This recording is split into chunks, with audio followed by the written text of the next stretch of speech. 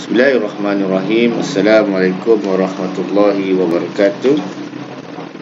Alhamdulillahirabbil alamin wassalatu wassalamu ala asyrafil anbiya'i wal mursalin wa ala alihi washabbihi ajmain. Alhamdulillah, subhanaka la ilma lana illa ma 'allamtana innaka antal alimul hakim. Rabbi shrah li sadri wa yassir li amri wahlul 'uqdatam min lisani yafqahu qawli. Assalamualaikum warahmatullahi wabarakatuh kepada semua anak murid Ustaz daripada kelas tingkatan 2A, 2 Amanah, 2 Bestari dan 2 Ihsan. Pada pagi ini Ustaz akan nak mengajar tajuk solat sunat menampung kefarduan. Itu adalah tajuk yang ke-19 daripada buku teks kita. Kita lihat apakah kandungannya. Solat ini terbahagi kepada 3, iaitu solat sunat witir, solat sunat tarawih dan solat sunat rawatib. Solat sunat ni terbagi pada 3 ni. Kalau kita lihat, solat sunat rawatib ni merujuk kepada solat yang telah dilakukan selepas solat-solat ataupun sebelum solat-solat fardu, ataupun solat yang mengiringi solat-solat fardu. Antaranya solat sebelum solat subuh adanya solat sunat rawatib, dan begitulah sehingga berakhirnya solat-solat fardu. Solat-solat sunat rawatib ni dilakukan untuk mengiringi solat tersebut sama ada sebelum ataupun selepas. Manakala solat sunat tarawih dilakukan ketika bulan Ramadan untuk menghidupkan bulan-bulan Ramadan. Manakala solat sunat witir dilakukan selepas solat sunat yang lain ataupun solat penutup bagi solat-solat yang lain. Biasaannya kita apabila kita dah buat solat tarawih, akhir sekali kita akan buat solat witir. Ataupun kita buat solat-solat sunat malam, kita solat tahajud, kita solat taubat, kita solat hajat, dan kita akhiri dengan solat witir, solat sunat witir. Itu yang pertama. Yang kedua, kalau kita lihat di sini, turutan pelaksanaan solat sunat ni ada beberapa perkara yang perlu kamu lihat.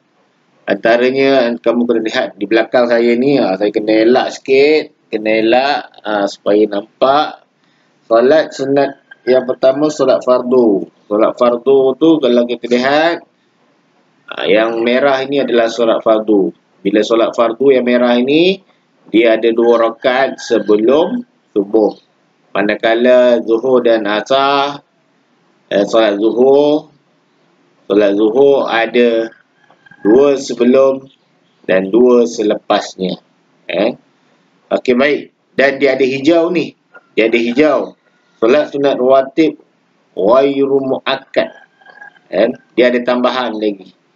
Dia ada tambahan ghairu muakkad. Dan lagi sekali, 2 lagi, hijau lagi, dia ada 2 juga boleh dilakukan.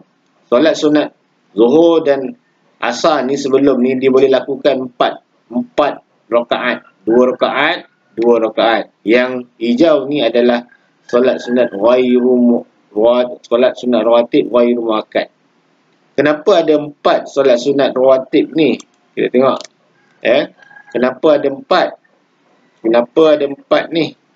Kerana Nabi kata dalam sebuah hadisnya, mereka yang melakukan solat 4 rakaat sebelum zuhur, 4 rakaat selepas zuhur, ataupun 2 rakaat, 4 rakaat sebelum asar, akan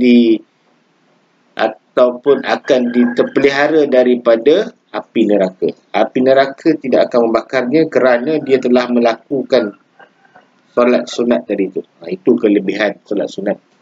Solat sunat berkaitan dengan solat 4 rakaat, 4 rakaat sebelum, 4 rakaat selepas bagi solat zuhur, dan juga 4 rakaat solat asar. Dan yang seterusnya, maghrib ghairu muakkad. Dia ada solat sunat rawatib tapi dia ghairu muakkad. Dia ada ghairu muakkad. Yang kedua, dia ada juga solat sunat 2 rakaat. Kadang-kadang yang terusnya ada 2 rakaat lagi sebelum isyak dan selepas isyak 2 rakaat. Ini adalah kelebihan solat sunat rawatib. Okey, kita teruskan.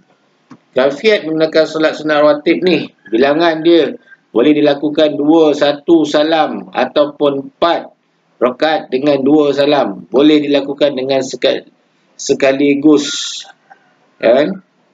Boleh dilakukan 4 rakaat dengan 2 salam. Ni 4 ni dikalikan dengan 2 lah. Waktu-waktu dia qabliyah. Lepas solat fardu ba'diyah. Bersendirian.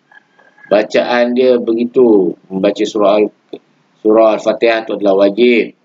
Dan membacalah surah-surah yang kamu hafal. Antara yang dicadangkan surah Al-Kafirun, surah Al-Ikhlas. Dan dalam solat lain tidak ditentukan suratnya.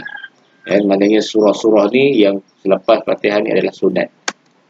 Solat sunat tarawih biasanya dilakukan 20 rakaat tetapi boleh dilaksanakan 8 rakaat. Walau bagaimanapun kita berusahalah lakukan 20 rakaat.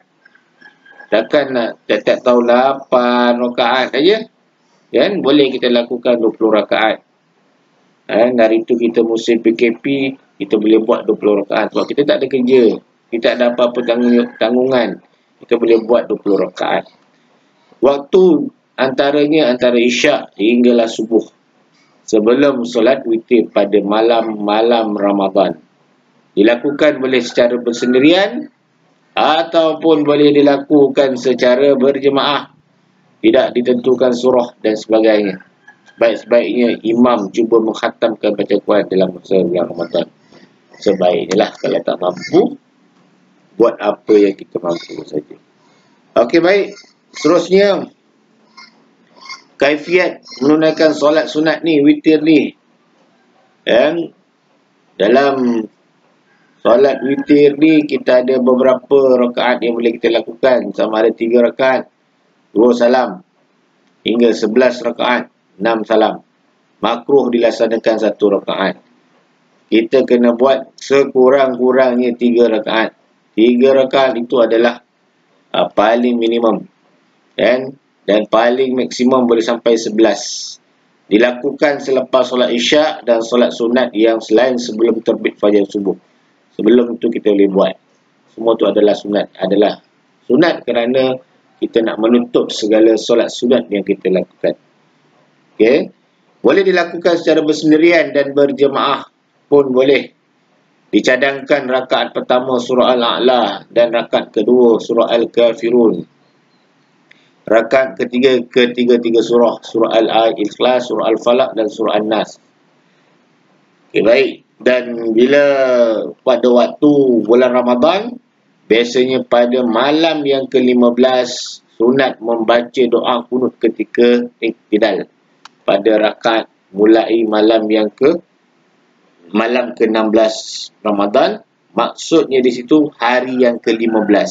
Hari ke-15 malamnya kita boleh menunaikan solat ataupun membaca doa kunut ni. Ingat tu, jangan hari ke-14 malam ke-15, salah. Hari ke-15 malam ke-16. Begitu. Kelebihan solat sunat. Yang pertama, menambah kekhusyukan ketika solat fardu kerana solat rawatib mempersiapkan hati untuk melaksanakan solat. Ini dia, khusyuk. Menambah khusyuk seorang. Bila seorang yang melakukan solat ni, dia akan menambah kekhusyukannya. Dia akan menambah kesungguhannya dalam melakukan solat. Kerana dia telah melakukan solat-solat sunat ini. Yang kedua, dapat menyempurnakan ibadah tersebut. Dapat menampung ibadat tersebut ataupun dapat menampung segala kekurangan-kekurangan yang ada dalam solat fardu. Itu kamu kena tahu. Itu penting. Jangan kata cukup dah solat fardu, solat sunat lain tak buat. Kita kena buat ni. Yang terusnya, membantu pembakaran tenaga yang terhasil daripada makanan. Ini pun salah satu dari segi aspek time-nya. Seseorang yang telah melakukan solat ini, umpama dalam bulan Ramadan, dia telah dari segi sains dia telah membakar balik makanan-makanan yang kita